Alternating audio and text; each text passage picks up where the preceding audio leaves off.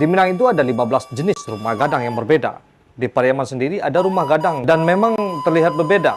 Dapat dilihat dari corak rumah gadang Pariaman yang memiliki perbedaan dengan rumah gadang Dare.